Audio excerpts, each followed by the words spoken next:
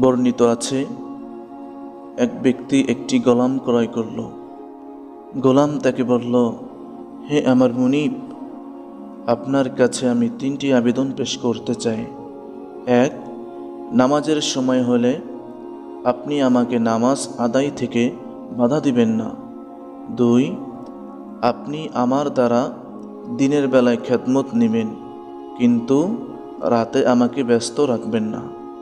3, আপনি থাকার জন্য আমাকে এমন একটি ঘর নির্ধারিত করে দিবেন যাতে আমি ছাড়া কেউ প্রবেশ করবে না।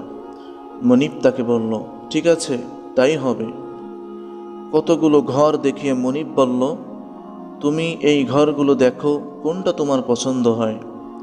অতঃপর গোলাম ঘরগুলোর পার্শ্বে ঘুরতে লাগলো এবং একটি বিরান ঘর দেখে তা পছন্দ করল। তার মনিব তাকে বলল, তুমি বিরান ঘরটি কেন পছন্দ করলে?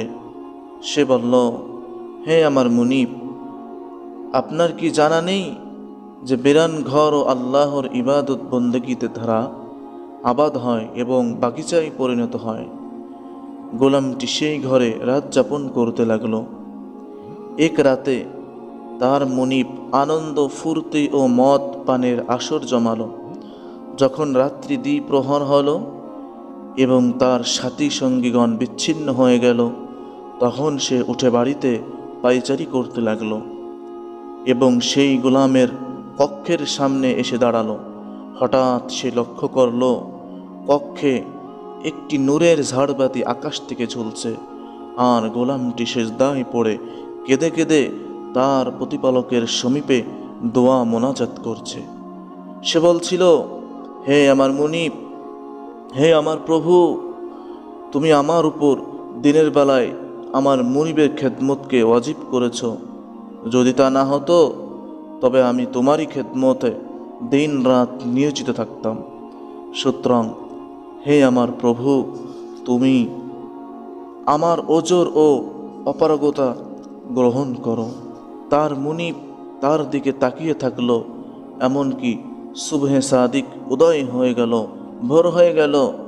অতঃপর ঝাড়বাতিটি আকাশের দিকে উঠে গেল এবং কক্ষের ছাদ বন্ধ হয়ে গেল। অতঃপর লোকটি কক্ষের সম্মুখ থেকে চলে আসলো এবং তার স্ত্রীকে এই বিষয় সম্পর্কে জানালো।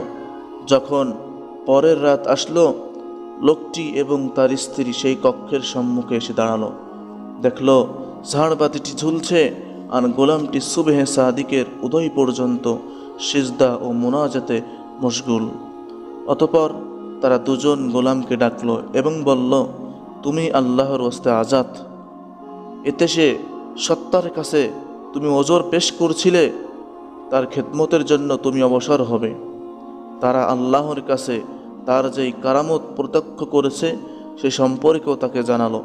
যখন সেই কথা শুনল, তার দুহাত উত্তোলন করল এবং বলল, হে আমার প্রভু, আমি তোমার কাছে প্রার্থনা করেছিলাম তুমি আমার গোপন বিষয় উন্মোচিত করবে না এবং আমার অবস্থা প্রকাশ করবে না।